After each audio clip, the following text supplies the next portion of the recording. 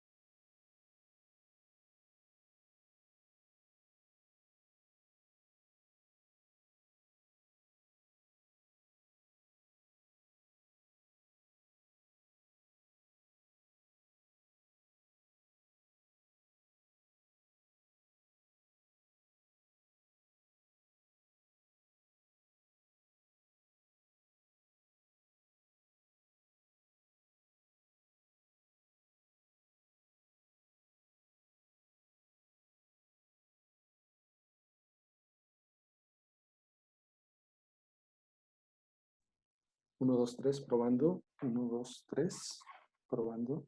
¿Me escuchan? Sí, se escucha. Ok, Sí, gracias. sí se escucha. Perfecto.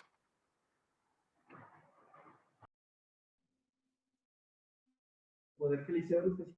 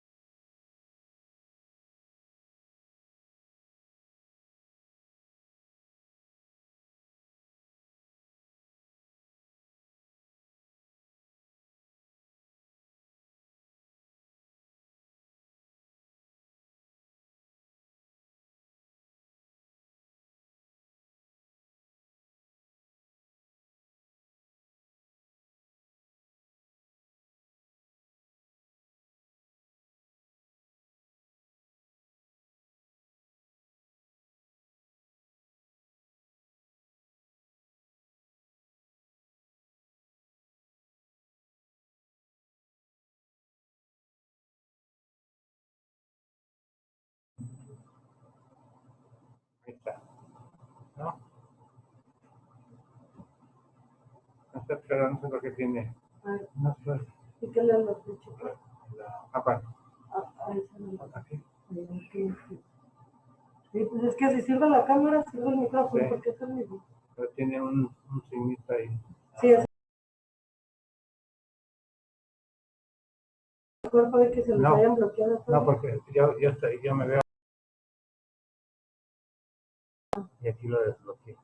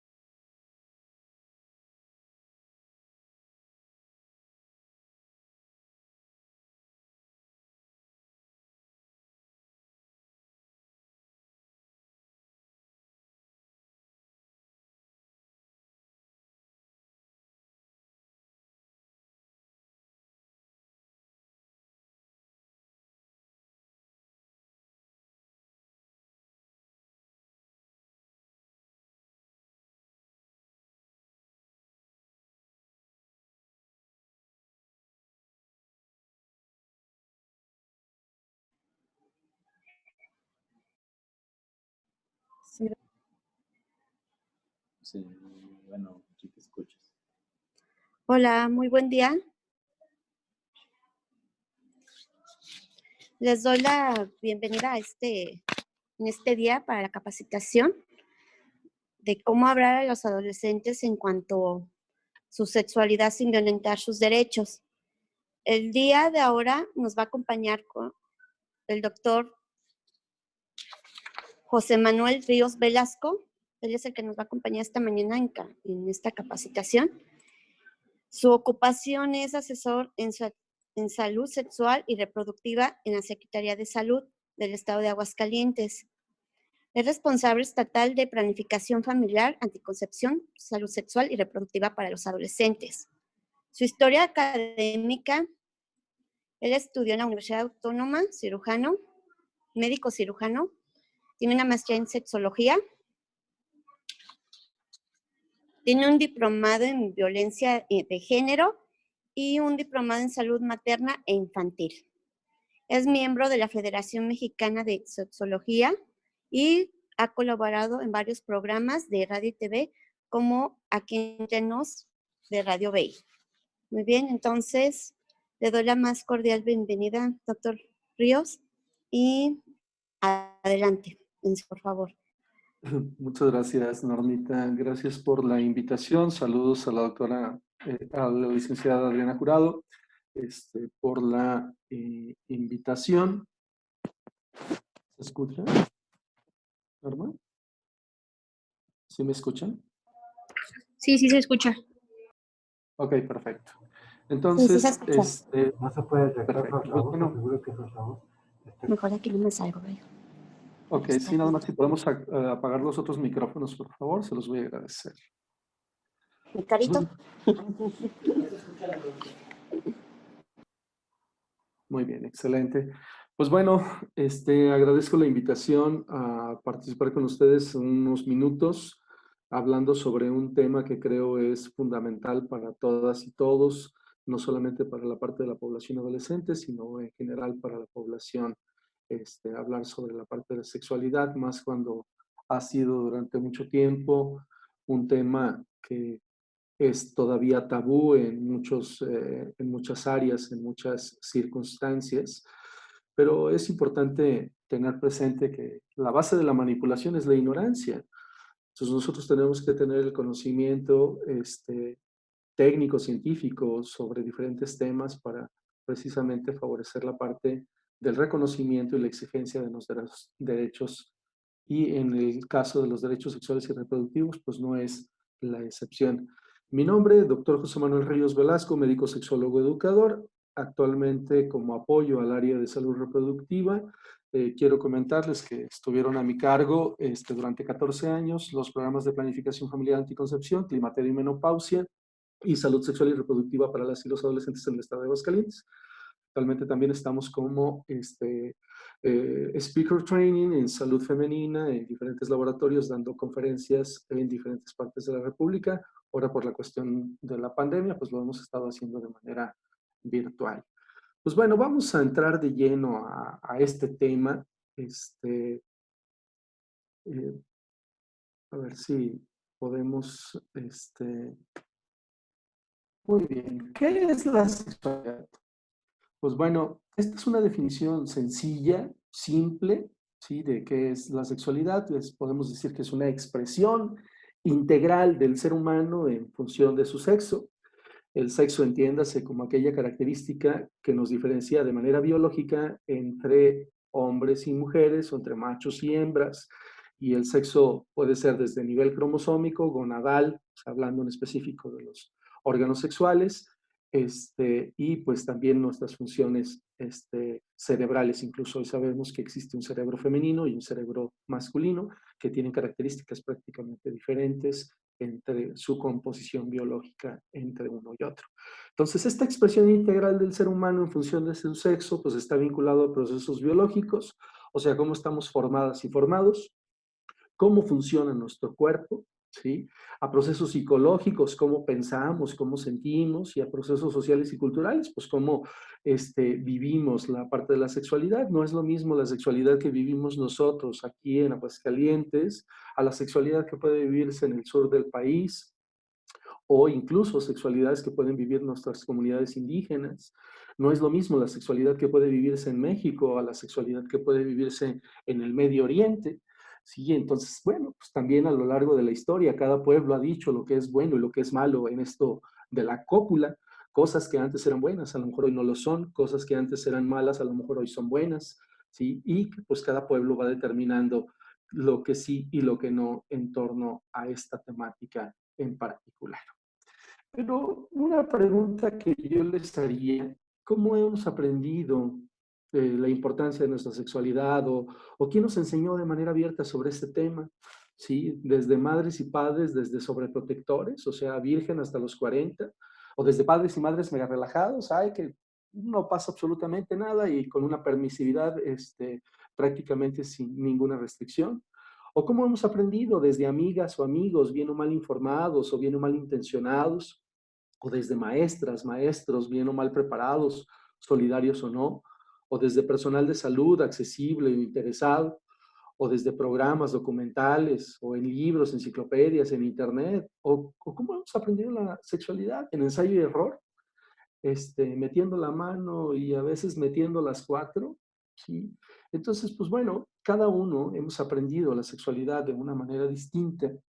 Los datos estadísticos nos dicen que nuestros jóvenes aprenden más en la vertiente de la sexualidad a través de las amigas, de los amigos, y aquí pues el planteamiento definitivamente es, pues, bien o mal informados o bien o mal intencionados, ¿sí? ¿Por qué? Porque se habla poco de este tema con la parte de la familia. Precisamente nosotros debemos de hacer un planteamiento, pues, ¿quién nos enseñó a nosotros de manera abierta a hablar sobre este tema? ¿Y cómo lo aprendimos? ¿Quién les enseñó a nuestros padres a hablar sobre el tema?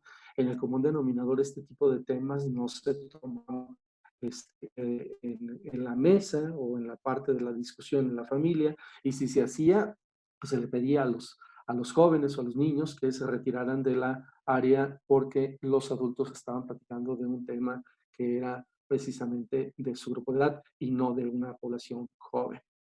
Pero es muy importante que tengamos presente lo siguiente. Miren, esta lámina es una lámina que es de la ENSANUD 2012. Ahorita ya se está levantando la ENSANUD 2020.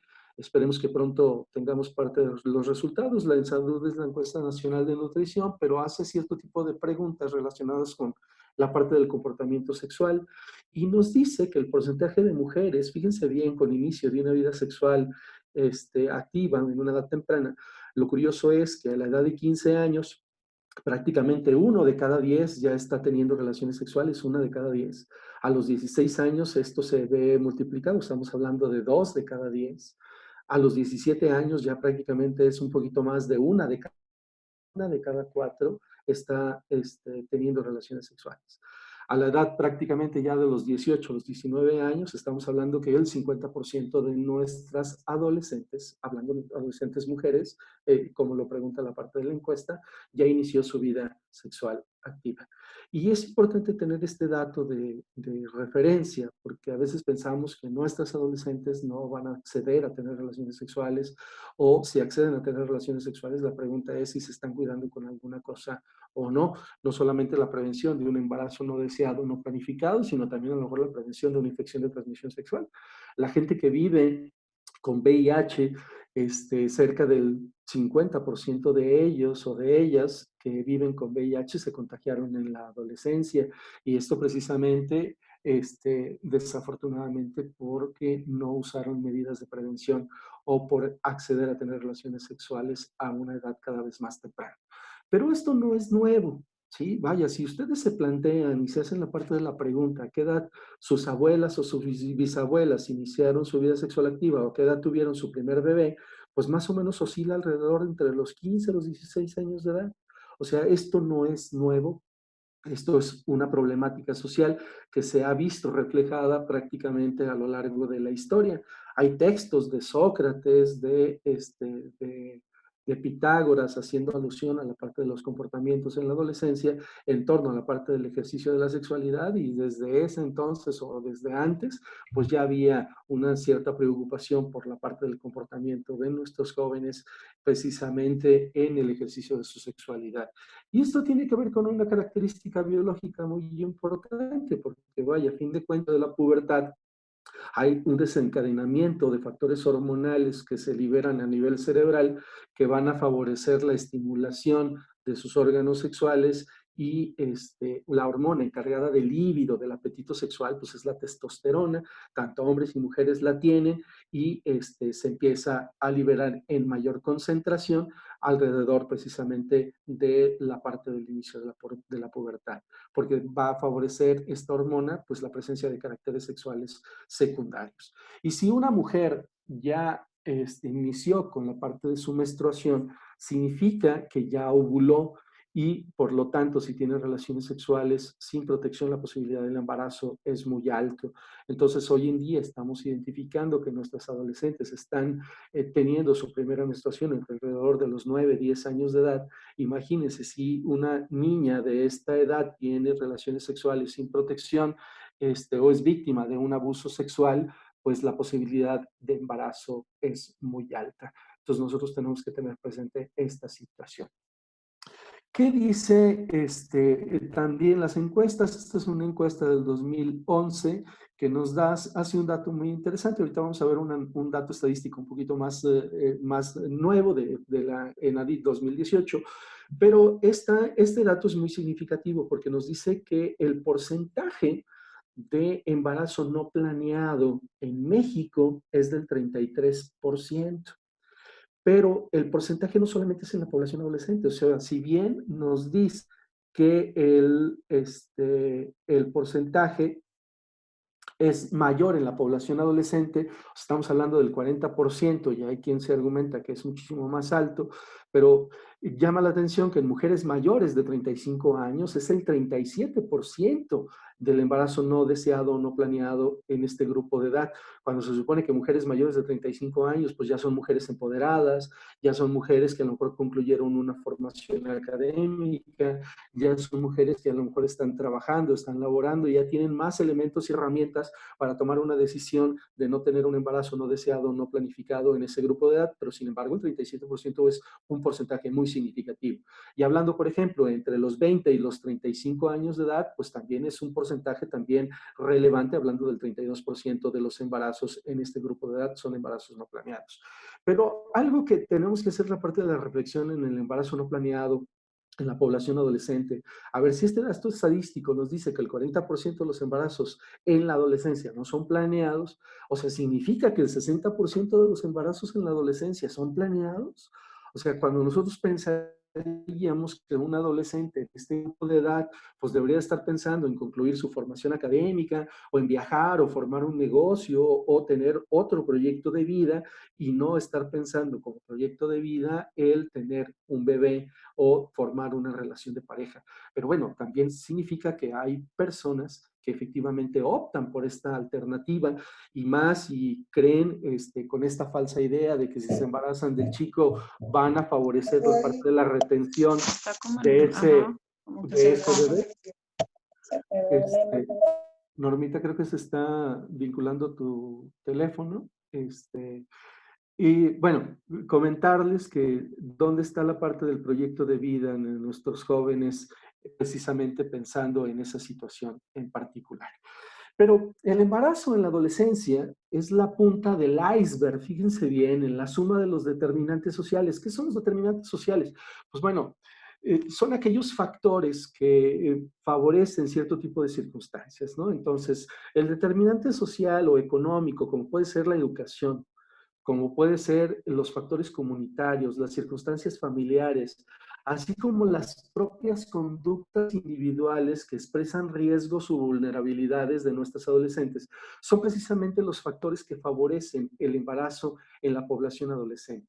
Hoy en día no está tipificado el embarazo en adolescente como una problemática de salud pública, porque a fin de cuentas compete a muchísimas áreas. Prácticamente todas y todos tenemos una vinculación directa, y más si trabajamos en el sector público, ¿sí? Estamos enfocados en un área de responsabilidad para la atención a la población adolescente o en la parte de garantizar la parte de los derechos sexuales o reproductivos o sus derechos en general como CIPINA o el Instituto del Deporte, el Instituto de la Juventud o el área educativa o también nosotros desde la parte del área de la salud.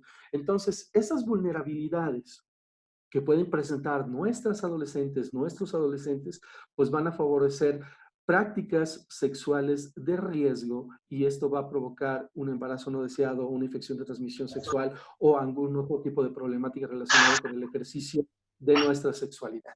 Dice la ENADIT, la Encuesta Nacional Demográfica 2018, que fue publicada prácticamente el año pasado, todavía no termina de publicarse toda la parte de los resultados, pero hay una brecha todavía significativa entre la parte rural y la parte urbana. Hablando, por ejemplo, esta gráfica hace un comparativo entre la ENADIT 2014 y la del 2018, donde, por ejemplo, en la parte rural hace prácticamente 5 años, 6 años, era de 2.8 hijos por cada mujer en edad fértil.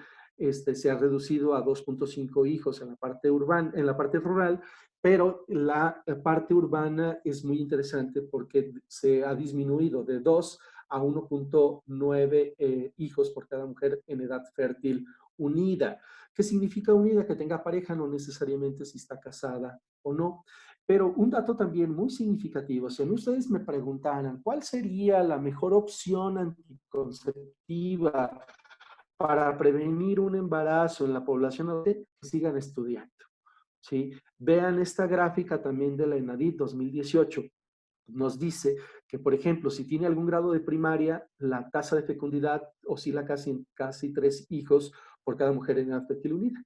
Pero, por ejemplo, si tiene algún grado de secundaria, disminuye a 2.6 y si tiene un grado de escolaridad superior o nivel universitario, nivel de preparatoria, el porcentaje se reduce a 1.7 hijos por cada mujer en edad fértil unida. Entonces, si queremos apostarle definitivamente a la parte de la prevención de embarazo en la población adolescente, una alternativa es que nuestros jóvenes sigan estudiando. Hemos visto que un adolescente cuando no continúa su formación en secundaria o en la parte de preparatoria, a veces en el primer año, en los primeros 2 años de no continuar con su formación académica, va prácticamente a quedar embarazada en más del 80% de nuestras chicas, ¿sí? Entonces tenemos que tener este dato para que lo vayamos analizando y tenerlo en cuenta. Dice también la ENADIT 2018, haciendo alusión a la distribución porcentual de las mujeres entre los 15 y los 49 años, que no utilizaron un método anticonceptivo en su primera relación sexual según la razón de no uso. Y es muy interesante porque esta gráfica nos arroja varios datos que pueden ser muy significativos y que tienen que ver incluso con el ejercicio de la parte de los derechos o no. Vean, por ejemplo, el primer rubro dice sin plan para tener relaciones sexuales, el 28%. O sea, tuvieron relaciones sexuales, pero no tenían planes para tener relaciones sexuales. Entonces aquí vienen 2 planteamientos. A ver, nuestras mujeres, hablando en específico sobre este dato, es que el nivel de empoderamiento con ellas o la capacidad de negociación para no tener una relación sexual no fue respetada por la parte de la pareja. Llegó el momento de que la ingenuidad, a lo mejor de algunas de nuestras chicas, al momento de tener la posibilidad de tener un acercamiento, la pareja dio por hecho de que iban a tener relaciones sexuales y la pareja a lo mejor no lo tenía presente, o precisamente habla de una situación de abuso sexual o de una cuestión de violencia donde nuestras mujeres acceden a tener relaciones sexuales o son víctimas de una violación y a lo mejor no fue ni denunciado un hecho de esta naturaleza. Este dato nos pone a la parte de la reflexión. Otro dato que llama también la atención, aunque ha disminuido la parte del porcentaje de un 28 a un 24, es el desconocimiento de métodos anticonceptivos. O sea, todavía hoy en día nuestra población tiene desconocimiento sobre los métodos anticonceptivos. Y no solamente tiene desconocimiento sobre los métodos, si tiene desconocimiento sobre el método, aparte puede tener desconocimiento sobre el uso del propio método, porque sabemos que a lo mejor el común denominador, nuestra gente sabe de la existencia de los métodos anticonceptivos, sabe de la existencia del preservativo, pero a lo mejor no sabe su uso correcto, ¿sí? Y si esto lo traspolamos a los otros métodos anticonceptivos, pues es probable que también muchas de nuestras mujeres o de nuestros hombres no conozcan prácticamente el uso correcto de un método anticonceptivo. Y miren, aquí se contrapone esta situación con el dato que nos daba la gráfica anterior de la ENSANUD. La ENADI dice que solamente el 24% deseaba embarazarse, solamente el 24%. O sea, estamos hablando de que cerca del 75.6% de nuestras mujeres que accedieron a tener relaciones sexuales en su primera relación sexual y que no usaron un método anticonceptivo, no deseaban un embarazo en ese momento. Entonces la pregunta es, o sea, vaya, si no deseaban embarazarse, ¿por qué tuvieron relaciones sexuales? ¿Y por qué las tuvieron sin protección? ¿Sí? Y el último rubro de esta lámina nos dice que confiaba en no quedar embarazada. Entonces también tiene aquí ver una parte de educación muy significativa. Nuestra población o nuestras mujeres no conocen el ciclo menstrual en ellas para saber cuáles son sus días fértiles y cuándo, si tienen relaciones sexuales, pueden quedar embarazadas y cuándo no, ¿sí? Porque entonces, pues ese dato también se pone sobre la parte de la mesa. Entonces, pues, bueno, entrando en materia precisamente sobre la parte de derechos, pues bueno, tenemos presente que todas las personas tenemos derechos. ¿Qué es un derecho? Pues es una garantía que por el hecho de ser persona, el Estado nos otorga, la condición social se otorga por el simple hecho de ser persona, pero sabemos que hay derechos que pueden variar de una región a otra, depende de cómo estén sus procesos legislativos o sus procesos. Hablando en específico en México, pues bueno, hablamos ya prácticamente de los derechos sexuales y reproductivos, con los convenios que se han dado a nivel internacional. Hoy sabemos, dentro de la parte de los derechos, dice la Constitución, vean esta lámina, dice que la Constitución dice que todas las personas, mayores o menores, tienen derecho a gozar de las garantías individuales que la Constitución otorga y que no se pueden ser restringidas bajo ninguna circunstancia. Y hablando en la parte de derechos, por ejemplo, en el artículo primero constitucional, pues nos habla del derecho a la no discriminación, y dentro de la parte de la no discriminación, pues es la no discriminación por el grupo social, por la etnia, por la condición política, por la condición racial, por la situación sexual, ¿sí? Entonces, una persona que es homosexual, bisexual, transexual, pues tiene derecho a no ser discriminada por esta condición relacionada con la parte de su sexualidad, ¿sí? El artículo tercero constitucional pues nos habla del derecho a la educación y también dentro de la parte de la educación pues tenemos derecho a la educación sexual y reproductiva, laica, científica, ¿sí? Y dentro de la parte de la salud, pues bueno, el artículo cuarto constitucional pues también se marca toda la parte de los derechos sexuales y reproductivos, donde nos dice que una persona tiene derecho a decidir cuántos hijos tener, cada cuándo tenerlos, dónde tenerlos y con quién tenerlos, a beneficiarse del progreso científico, a si no puede tener bebés, pues también que se investigue por qué motivo no puede tener bebés y otorgarle un mejor tratamiento para que pueda llegar a un embarazo, o aquella mujer o hombre que tiene una enfermedad relacionada con la parte de la sexualidad, ya sea un cáncer de mama, un cáncer cervicouterino, un cáncer testicular, depende de la persona, pues tiene derecho a que se le investigue, tiene derecho a que se le dé el mejor tratamiento para preservar la parte de su salud, ¿sí? Hablando de una infección de transmisión sexual, aquella persona que se contagia de algún virus, alguna bacteria, y que puede llegar a desarrollar una enfermedad de transmisión sexual, hablando por ejemplo de la parte de VIH, se modificó, antes hablábamos nosotros de ETS, enfermedades de transmisión sexual, a raíz de la parte de la pandemia por la parte de VIH, se modifica y hablamos de ITS, es infecciones de transmisión sexual. ¿Esto por qué? Porque no todas las personas que viven con VIH tienen la enfermedad de la inmunosupresión. Entonces puede ser una persona que sea portadora del virus, pero no necesariamente ha desarrollado la parte de la enfermedad. Entonces ahí nosotros tendríamos que hacer la parte de la diferenciación en torno a ello. Pero bueno, cuando hablamos de sexualidad y marcando la parte de los derechos, dice Eusebio Rubio, un sexólogo mexicano, hace una propuesta y la OMS la adopta como la forma de educar la sexualidad a nivel mundial. Eusebio Rubio habló de los 4 olones de la sexualidad, entiéndase olón de holístico, de integral, y propone 4 olones: el erotismo, los afectos, la reproductividad y el género. Y Beverly Whitfield, una sexóloga norteamericana, propone un 5º olón que tiene que ver con la orientación sexogenérica. Entonces, cuando nosotros hablamos de sexualidad y para garantizar la parte de los derechos de nuestras personas, no solamente de nuestra población adolescente, pues tenemos que abordar la parte de la sexualidad en los olones del ser, ¿sí? En el común denominador, cuando nosotros estudiamos en nuestra formación académica, casi hablando específicamente de la parte de la sexualidad, solamente se nos hablaba de la parte de la reproducción.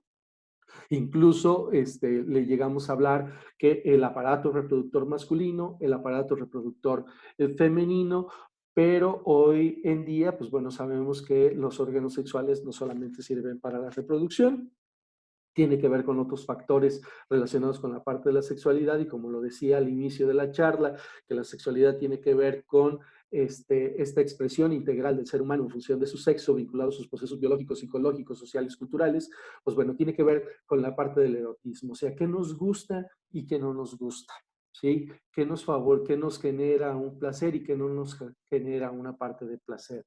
Cuando hablamos también de la sexualidad, pues tenemos que hablar de la parte de los afectos, ¿sí? Las expresiones de cariño, las partes emotivas de cada una de las personas que están vinculadas con la parte de la sexualidad y, pues bueno, también la parte de la reproducción, que no podemos dejarla de la mano, pero un 4º olón que tiene que ver con el género, que hoy pareciera ser que es una cuestión de moda, pero realmente es un análisis muy interesante sobre la parte de los comportamientos de hombres y mujeres. El género está tipificado como es una construcción social, o sea, lo que dice la sociedad, cómo deben de comportarse los hombres, cómo deben de comportarse las mujeres y qué es bueno para uno y qué es bueno para otro. Y aquí hemos tenido muchas situaciones de diversidad y de confrontación, incluso manifestaciones de violencia. Mucho de la parte de la violencia contra la mujer es precisamente por un desequilibrio precisamente en el comportamiento o la cultura relacionada con la construcción entre cómo debe de comportarse el hombre y la mujer. Y cuando hablamos de género, pues hablamos de feminidades y de masculinidades, ¿no? Porque hoy en día también sabemos que una mujer, hay diferentes formas de ser mujer. Hay mujeres que pueden ser muy femeninas, hay mujeres que pueden ser muy masculinas, hay hombres que pueden ser muy femeninos, hay hombres que pueden ser muy masculinos, y no por eso se deja de ser hombre o no por eso se deja de ser mujer, independientemente de la parte de sus comportamientos en torno a la parte del género. Es un tema muy, muy, muy amplio que de aquí se desglosan muchos puntos relacionados con la parte del reconocimiento en la parte de los derechos sexuales y reproductivos e incluso las situaciones de abusos en torno a ello, ¿sí? Este componente social, pues bueno, lo vemos, por ejemplo, aquí y lo vemos desde que van a ser el bebé, ¿no? Si ya nos dicen en la parte del ultrasonido que va a ser un niño, pues entonces le compramos artículos relacionados con el color azul, si va a ser niña, con el color rosa, ¿sí? Y vamos etiquetando y pues realmente los colores no tendrían nada que ver con un sexo ni otro y lo vemos incluso en la parte de los juguetes. El tipo de juguetes que les damos a las niñas es para la vida privada, para estar dentro de casa. El tipo de juguetes que les damos a los niños por lo regular es para la vida pública, para estar fuera de casa, ¿sí? Y los juguetes educan.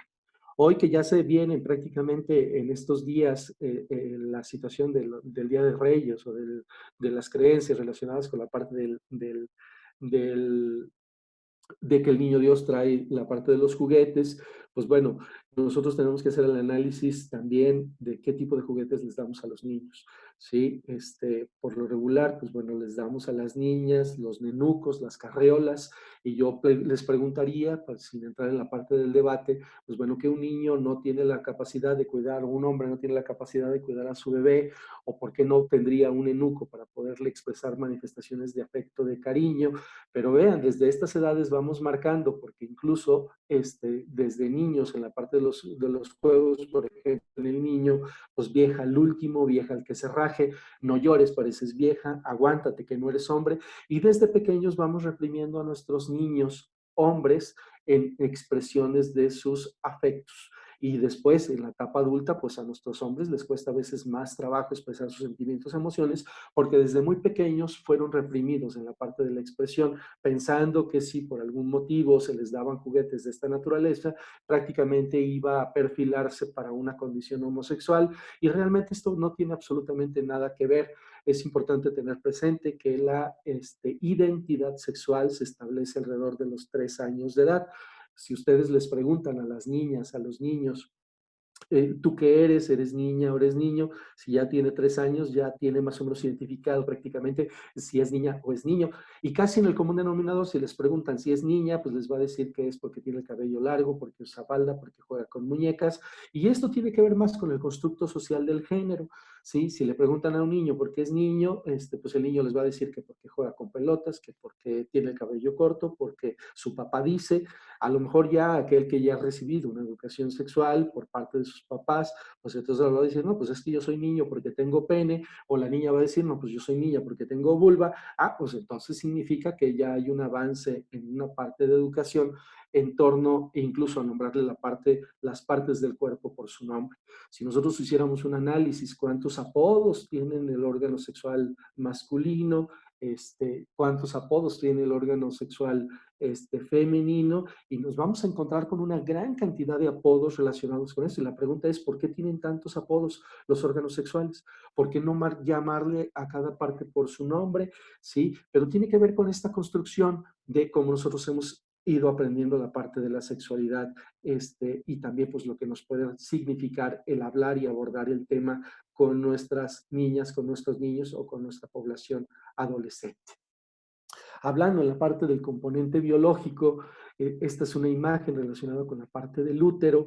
Y podemos identificar, están los ovarios, es donde se madura el ovocito, que ustedes pueden conocer como óvulo. Está en la parte de las trompas. La fecundación se da en el tercio distal de la trompa uterina. La fecundación no se da en la matriz, no se da en la vagina, ¿sí? La matriz, que prácticamente el tamaño pues oscila alrededor de unos 9 o 12 centímetros, depende de la edad de la persona, y la parte de la vagina, donde tiene que ver con la parte del introito vaginal. A veces se nos pregunta que el área de la vulva es la vagina, y no, la vulva es lo que está por fuera, la vagina es lo que está por dentro. Y en la parte del cuello, de donde dice el orificio uterino del cuello, el cuello de la matriz es donde se toma, por ejemplo, la muestra para la toma de Papá Nicolau, de aquellas mujeres que ya iniciaron su vida sexual activa o después de los 25 años, y va a identificar si hay virus del papiloma humano, que es el causante del cáncer cervicouterino en la mujer. Pero el cuello de la matriz es muy importante, porque en el cuello de la matriz es donde se da la capacitación espermática. El cuello de la matriz en el común denominador está tapado prácticamente todo el mes. Solamente se destapa en 2 momentos: al momento de la menstruación y al momento de los días fértiles. Cuando va iniciando prácticamente la parte de los días fértiles, en el cuello de la matriz se libera algo que se llama tapón mucoso, y entonces se libera la parte del cuello. En la parte interna del cuello hay como unas especies como de cuevitas que se llaman criptas. En esta parte del cuello de la matriz es donde se da la capacitación espermática. Cuando un hombre eyacula, si no usó un método anticonceptivo de barrera, se van a instalar los espermatozoides en la parte de las criptas, en la parte del cuello de la matriz, y se requiere un periodo de 24 a 36 horas para que reciba una sustancia, la cabecita del espermatozoide, para poder favorecer la parte de la fecundación. O sea, el embarazo no se da de manera inmediata, se requiere un periodo de capacitación espermática. Por eso anticoncepción de emergencia no es abortiva. Lo que hace anticoncepción de emergencia es favorecer la parte del tapón mucoso, ¿sí? Va a evitar la parte de la movilización espermática y va a provocar el efecto como si ya estuviera fecundado el ovocito, lo va a engrosar, entonces en caso de que haya llegado algún espermatozoide, pues no va a tener la capacidad de la fecundación, precisamente porque ya se ha engrosado el ovocito, ¿sí? Si por algún motivo ya se haya dado la parte de la fecundación, en lugar de favorecer la anticoncepción de emergencia, un aborto, va a favorecer la parte de la implantación, teniendo presente que anticoncepción de emergencia está diseñada de la segunda hormona sexual de la mujer, que son las progestinas, el progestágeno. Hablando en la parte del ciclo menstrual en la mujer, pues primero se empieza a elevar de manera gradual la parte de los estrógenos, que es el que va a favorecer al momento del momento de la ovulación, un pico, y después de esto se va a disminuir la parte del contenido de los estrógenos y se va a incrementar el contenido de la parte de la progestina y pues la progestina es la encargada prácticamente del embarazo, es la encargada que durante una mujer que está embarazada no menstrue durante los 9 meses del proceso de la gestación y es la encargada precisamente de estas circunstancias. Entonces, muchos de los métodos anticonceptivos están diseñados precisamente de estrógenos y de progesterona, de las dos hormonas sexuales en la mujer.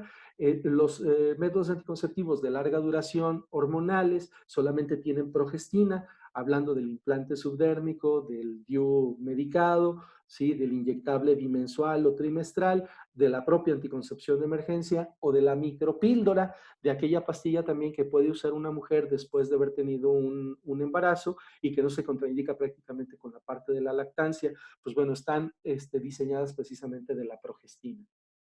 Entonces, cuando se libera el tapón mucoso del cuello de la matriz, la mujer va a identificar, por ejemplo, en la parte de su pantaleta, que va a aparecer un moco grisáceo o aperlado, significa que está iniciando con sus vías fértiles y si tiene relaciones sexuales sin protección en este periodo, pues la posibilidad de embarazo es muy, muy alta. Y la siguiente gráfica tiene que ver con el ciclo menstrual y yo creo que es muy importante planteando precisamente del desconocimiento que tiene nuestra población y no solamente nuestra población adolescente sobre el ciclo menstrual. Yo creo que esta lámina en específico vale prácticamente la charla completa. Miren, este es un ejemplo de una mujer que le baja cada 28 días, ¿sí? Podemos hablar que un ciclo menstrual se considera dentro de los parámetros normales si a una mujer le baja cada 21 o cada 35 días. O sea, si a una mujer le baja cada 21 días es normal, si a una mujer le baja cada 35 días es normal. En el común denominador le baja la mayor parte de las mujeres cada 28, cada 30 días, ¿sí? ¿Y cuántos días debe de durar el sangrado? Pues el sangrado debe de durar en promedio de 3 a 8 días. Si un sangrado dura menos de 3 días y no está usando un método anticonceptivo, pues puede ser que algo esté sucediendo. O si una mujer tiene un sangrado de más de 8 días, también algo puede estar sucediendo. Y aquí hay que tener cuidado, hay que tener precaución, porque si un sangrado se presenta con más de 8 días o un sangrado se presenta antes de los 21 días, pues entonces la mujer puede llegar a tener un problema incluso de anemia y tenemos que identificarlo para que no tenga una problemática de esta naturaleza. Entonces, en el ejemplo que les estoy planteando ahorita en la parte de pantalla, es una mujer que le baja cada 28 días, lo que está prácticamente en rosita tiene que ver con los días del sangrado. Aquí, si yo les pregunto cuándo es el día de la ovulación, pues no hay pierde. Para una mujer que le baja cada 28 días, no hay pierde, ¿sí? Es a la mitad del ciclo, o 14 días hacia adelante, o 14 días hacia atrás. Es prácticamente el día 14, el día de la ovulación, para aquella mujer que le baja cada 28 días, ¿sí? Pero esto se modifica si la mujer tiene el ciclo un poco más amplio, ¿sí? La única forma de saber cuándo una mujer está ovulando es en retrospectiva. ¿Esto qué significa? Del primer día del sangrado, contamos 14 días hacia atrás y es cuando la mujer ovuló. Por ejemplo, no le baja cada 28, le baja cada 30, 28, 29, 30, contamos 14 días hacia atrás, ya no estaría ovulando el día 14, sino que estaría ovulando el día 16. A ver, pues bueno, no le baja cada 28 ni 30, le baja cada 32 días, 28, 29, 30, 31, 32. Contamos 14 días hacia atrás, ya no estaría ovulando ni el día 14 ni el día 16, estaría ovulando el día 18 de su ciclo menstrual, ¿sí? Entonces, tomamos 3 días antes y 3 días después y a estos días les llamamos como días fértiles. Por eso es muy importante que nuestras mujeres estén contabilizando cómo fueron sus últimos 3 periodos de su ciclo menstrual para sacar más o menos un promedio a futuro. Hoy en día en los teléfonos inteligentes pues tenemos las aplicaciones que nos marcan la parte del ciclo menstrual y que son como un poquito más fidedignas para que saber más o menos cuándo pueda estar ovulando una mujer, y si empieza prácticamente con el día fértil, significa que se acaba de liberar el tapón mucoso, y si tiene relaciones sexuales sin protección, pues la posibilidad de embarazo es muy, muy, muy alta. Y aquí hago un pequeño paréntesis hablando de nuestra población adolescente. Por ejemplo, si nuestras chicas cuando empiezan con su primera menstruación, la menarca, puede ser que se tarde 2, 3 meses en bajarle, eso podríamos decir que es normal, pero esto no puede suceder después de los 17 años de edad. Si una mujer es irregular, que se tarda más de 35 días en bajarle y tiene más de 35 años, de 17 años de edad, pues significa que algo puede estar pasando, ya sea a nivel ovárico o a nivel hipotalámico, y tendría que revisarse, ¿sí? Pero si tiene menos de 17 años, pues puede ser que le baje ahorita, se tarde 2, 3 meses en bajarle, y eso podríamos decir que es normal, pero no después de los 17 años de edad, ¿sí? Y tener presente que cuando viene los días fértiles, los niveles hormonales se incrementan, los estrógenos y también la cantidad de testosterona. Entonces, no es extraño que incremente la parte del líbido, del deseo de tener la parte del acercamiento, precisamente los días los días fértiles que pueden llegar a presentar nuestras mujeres. A ver si queda claro la parte del ejemplo. A ver, bueno, no le baja cada 28 ni 30, le baja cada 21 días. Es una mujer que le baja cada 21 días su sangrado. ¿Cuándo estaría ovulando nuestra mujer que le baja cada 21 días? Si nosotros contabilizamos 14 días hacia atrás, estaría ovulando cerca del día 7 del inicio de su menstruación. Fíjense.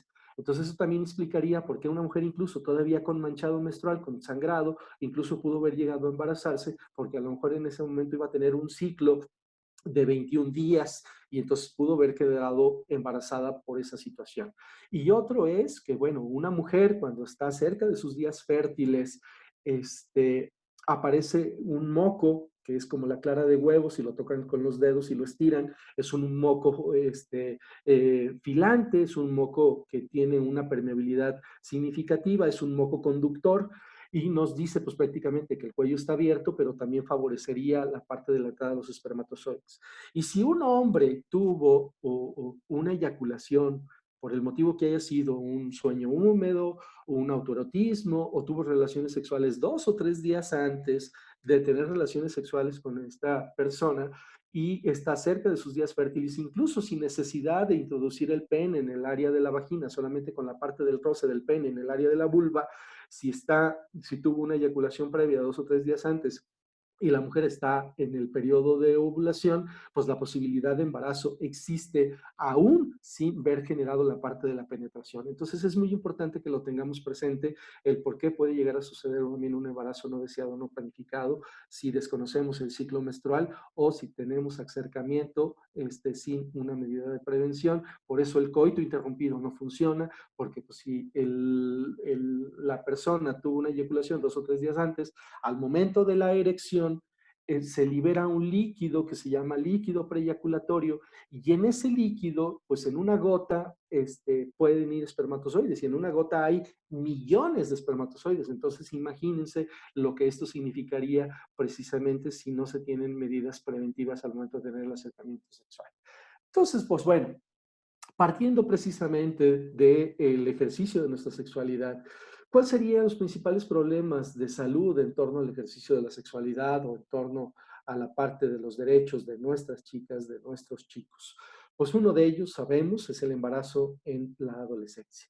Y a veces se piensa que se embarazan porque, no porque quieren, porque desconocen, por la famosa prueba del amor o porque tienen carencias afectivas, pero realmente los datos estadísticos son muy significativos. Un planteamiento interesante es que a veces el adolescente no mide la parte de las consecuencias, que piensa que no le va a pasar a él, ¿sí? Que está inmune, lo hemos visto hoy en la parte de la pandemia. Muchos de nuestros jóvenes son los que se han convertido en portadores de la parte del virus porque son los que menos están cuidando en el uso de cubrebocas y son los que tienen mayor acercamiento con posibilidades de factor de riesgo, llevan la parte del virus a la casa y se contagia a la población vulnerable y es la población que está falleciendo. Entonces la recomendación para nuestros jóvenes es que tengan todas las medidas de prevención porque ellos se han convertido pues, prácticamente en uno de los transmisores importantes de la parte del virus en esto de la pandemia y pues precisamente es porque no creen que les va a pasar, pero sí pasa, ¿sí? Y en el caso del embarazo, en la adolescencia o infecciones de transmisión sexual, pues no es la excepción. Por eso, hablando de la parte del reconocimiento de los derechos, pues bueno, también tenemos que hablar de la metodología anticonceptiva. Es parte de nuestros derechos sexuales y reproductivos. Conocer los métodos que existen métodos temporales que solamente van a funcionar en el caso de usarlos, y los métodos definitivos, que sería la vasectomía, que puede ser la tradicional o sin bisturí, o la salpingoplastia o OTB, y que no está considerado como un método anticonceptivo dentro de anticoncepción de emergencia, pero que a fin de cuentas es una opción anticonceptiva que puede tener nuestra población en el caso de haber tenido una relación sexual sin protección o ya algo muy significativo en caso de violación o de abuso sexual. Se debe de pedir la anticoncepción de emergencia, es gratuita en nuestras unidades de salud, independientemente de la derechohabiencia, no importa si es o de INSABI, no importa si no tiene una derechohabiencia, los métodos anticonceptivos son gratuitos dentro de nuestras instituciones de salud. Y pues dentro de la recomendación para la población adolescente que ya inició una vida sexual activa o que va a iniciar una vida sexual activa, lo ideal es que usen métodos anticonceptivos de larga duración, hablando, por ejemplo, el implante subdérmico, que su efectividad anticonceptiva es de 3 años, o el DIU medicado, que su efectividad anticonceptiva es de 5 años, o el DIU de nulípara, que es el DIU de cobre más pequeño, que también su efectividad anticonceptiva es para 5 años, ¿sí? O pues tenemos otras opciones, como sería el parche anticonceptivo, que la caja trae 3 parches y es prácticamente para un mes, pero todos los métodos anticonceptivos son gratuitos, desde el implante, el DIU medicado, el parche, solamente el anillo vaginal no lo tenemos dentro del sector salud, pero bueno, también es otra opción anticonceptiva para nuestra población, ¿sí? Hemos tenido casos dentro de la Secretaría donde hemos operado a chicos jóvenes, porque ya, o a mujeres jóvenes porque ya tuvieron 2, 3 embarazos o ya tuvieron amenazas de muerte incluso, porque vaya, uno de los puntos importantes que tenemos que tener dentro de la parte de la sexualidad y dentro de la parte del ejercicio en estos adolescentes es que en caso de que se embarace es un embarazo de alto riesgo y al ser un embarazo de alto riesgo pues pone en riesgo su vida de ella y la de su producto potencial y pues bueno, pues existe la situación de la mortalidad materna. En Aguascalientes suceden alrededor al año entre 1 y 2 muertes maternas por embarazo en nuestra población adolescente, ¿sí? Y pues es un punto también que nosotros tenemos que considerar y tener presente. Hay una página dentro de CONAPO que es una página diseñada para chavos. La página se llama ¿Cómo le hago? Es www.comolehago.org. Es una página de divulgación científica vinculado prácticamente con los grupos interinstitucionales para la prevención del embarazo no deseado en adolescentes. Entra educación, entra salud, entra CIPINA de nivel federal, entra Instituto de la Juventud, bueno, CONAPO en específico, y esta página tiene un apartado del directorio de los servicios amigables para la población adolescente. Son servicios especializados, exclusivos, con gente de salud capacitada para la atención a la población adolescente, para brindarles toda la parte de la asesoría sobre la parte de su sexualidad, sobre la parte de prevención de violencia sexual, violencia de género, y también favorecerles metodología anticonceptiva si así lo decidieran. Existe la norma oficial mexicana, la 047, que habla del grupo etario entre los 10 y los 19 años de edad, y viene un apartado precisamente donde, reconociendo la parte de los derechos de nuestras chicas y nuestros chicos, pues pueden ellos acceder a un método anticonceptivo, incluso sin el consentimiento de sus padres, ¿sí? Para optar por el uso de un método anticonceptivo y prevenir un embarazo no deseado o no planificado. Nosotros dentro del área de la salud, si nos negamos a brindarles una orientación, consejería o un método anticonceptivo en un adolescente, podemos ser demandados por estar violentando la parte de sus derechos sexuales y reproductivos de nuestra población. Entonces, la Constitución y las normas en nuestro país nos exigen al personal de salud a brindarles una adecuada asesoría, a brindarles una información científica y a favorecer para que accedan a un método anticonceptivo o para prevenir una infección de transmisión sexual o prevenir algún otro tipo de problema relacionado con el ejercicio de su sexualidad, e incluso pues la parte de la prevención de la violencia sexual o de género. Entonces, pues bueno, tenemos que brindar esta parte de atención. Pueden consultar la página si ustedes quisieran profundizar más en la parte de la temática en torno a la sexualidad. Hay una página del Instituto Nacional de las Mujeres que se llama Familias y Sexualidades. También es www.familiasysexualidades.org. Es una página también favorecida por el Instituto Nacional de las Mujeres, y tiene prácticamente una información muy amplia, muy precisa para conocer los temas relacionados con la parte de la sexualidad, el apartado de los derechos y la parte de su reconocimiento. Entonces, una pregunta aquí en específico yo les hago, pues bueno, ¿cómo tenemos que abordar esta temática con nuestras niñas, con nuestros niños, con nuestros adolescentes? Pues de manera clara y de manera científica, ¿sí? Llamándole a la parte por sus nombres. Si yo tengo desconocimiento de la parte de la temática, pues me vinculo a un servicio amigable o a una unidad de salud más cercana para que se me dé asesoría. Busco la página de CONAPO o busco la página de Familias y Sexualidades. Trato de tener una vinculación, un crecimiento, un conocimiento más amplio sobre la parte de la temática y poder abordar el tema.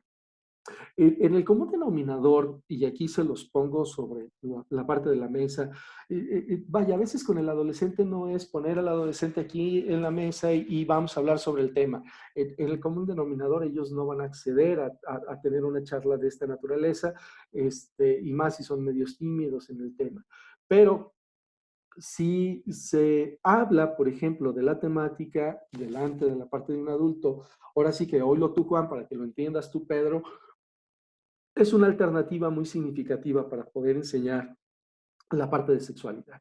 Otro es, a lo mejor con material gráfico, precisamente no necesariamente tan explícito, puede ser incluso con plastilina, haciendo roles de la parte del manejo, de la parte de la sexualidad, incluso los roles en familia, ¿sí? Para poder abordar de una manera más didáctica la parte de la información, o cuando se vea alguna nota en prensa, alguna cuestión relacionada con el embarazo en el adolescente o la violación o la parte de la trata o del abuso sexual en la infancia, pues son momentos que nosotros tenemos que abordar la parte de la temática y hacer la parte del comentario de qué es lo que nosotros pensamos relacionado con ello para transmitir la parte de la información de manera indirecta también a nuestros jóvenes. Y si tengo esta situación de confrontación, pues bueno, voy junto con mi adolescente o con mi hija o con mi hijo a un servicio amigable para platicar sobre la parte de la temática. Esto teniendo presente más los datos estadísticos de que alrededor de los 16 años de edad, pues una de cada 4 ya inició su vida sexual activa, y entre los 17 y los 18 años de edad, prácticamente el 50% de nuestras adolescentes ya iniciaron su vida sexual activa. La pregunta es, a lo mejor yo como padre no quiero que se embaracen, pero yo me preguntaría, bueno, ¿a qué edad quiero que mi hija o mi hijo se case? ¿Sí? ¿A qué edad me gustaría que mi hija, mi hijo tuviera su primer bebé? Y, y la pregunta otro es, ¿y esto significaría que ellos prolonguen ese tiempo para no tener relaciones sexuales? Pues bueno, la información y los datos a nivel internacional y a través de la historia, pues nos dicen que es completamente distinto. El efecto hormonal, el efecto de los diferentes acercamientos hacen que el líbido esté más presente, y algo que nosotros tenemos que tener también de una manera significativa es que prohibir es un gran negocio. Entre más prohibimos algo en particular, va a favorecer la parte del acercamiento. Entonces, los datos que nos dicen a nivel internacional, la experiencia europea nos dice que una población educada, informada en temas relacionados con la sexualidad, nuestros jóvenes prolongan el inicio de su primera relación sexual, o si deciden tener relaciones sexuales se cuidan con algo, ¿sí? Y la pregunta es, pues bueno, hay que empoderar a nuestras chicas, a nuestros chicos, deben de tener el conocimiento preciso, científico, sobre su ciclo menstrual, sobre metodología anticonceptiva, y también favorecer que es un derecho de ellas y de ellos decidir en qué momento inician su vida sexual activa, y si deciden iniciarla, qué alternativas pueden tener para prevenir situaciones no gratas como una infección de transmisión sexual o un embarazo o alguna situación de abuso sexual que esperemos que no se viva, pero en el común denominador se presenta. ¿Sí? En resumen, pues bueno, la mayoría de las personas pueden usar métodos anticonceptivos sin peligro, sin tener que someterse a exámenes médicos o pruebas de laboratorio. Aunque la mayoría de los métodos pueden presentar eventos adversos comunes, rara vez ocurren complicaciones graves, es muy raro. Todos los métodos anticonceptivos pueden usarse en la población adolescente, ¿sí? Los anticonceptivos permiten que las personas tomen decisiones bien fundamentadas con relación a su salud sexual y su salud reproductiva. A manera de conclusión, no hay razones médicas para negar ningún método basándose solo en la edad de la persona, hablando de la población adolescente. Todos los métodos anticonceptivos reversibles disponibles, anticonceptivos orales combinados, inyectables, mensuales, bimensuales, trimestrales, el parche dérmico, el implante, el anillo vaginal, el DIU de cobre, el DIU medicado, pueden ser utilizados en la población adolescente, y hay que favorecer en nuestra población adolescente la doble protección, ¿sí?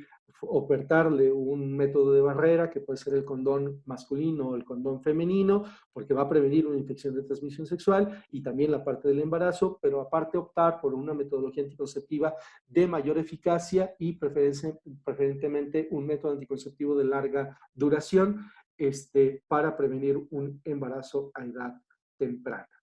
Pues bueno, con esto, pues que nuestros adolescentes, o uno mismo, sexo cuando yo lo deseo, y pues embarazo cuando yo lo decido, ¿sí? Por seres humanos más plenos y más felices, pues bueno, con esto concluimos la parte de la presentación. Si tienen alguna pregunta, algún comentario, con toda confianza, podemos mencionar, ¿sí? Muy bien.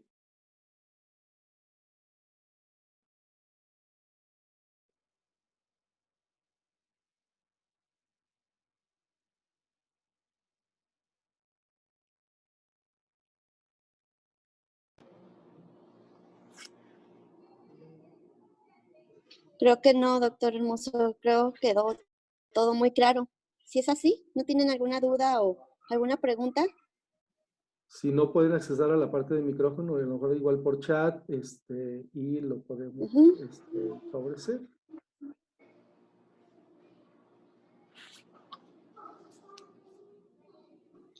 Doctor dice, ¿cuál es su correo? La presentación no se alcanzó a ver. A ver, el correo está, está en la parte inferior, no sé si lo alcanzan a ver, pero es D de dedo, R de Ricardo, H de hola, a ver aquí a lo mejor se puede ver mejor, es D de dedo, H de hola, E de Ernesto, L de Lola, K de kilo y latina, M de mamá, E de Ernesto, R de Ricardo 29, @yahoo.com.mx, es el correo de un servidor.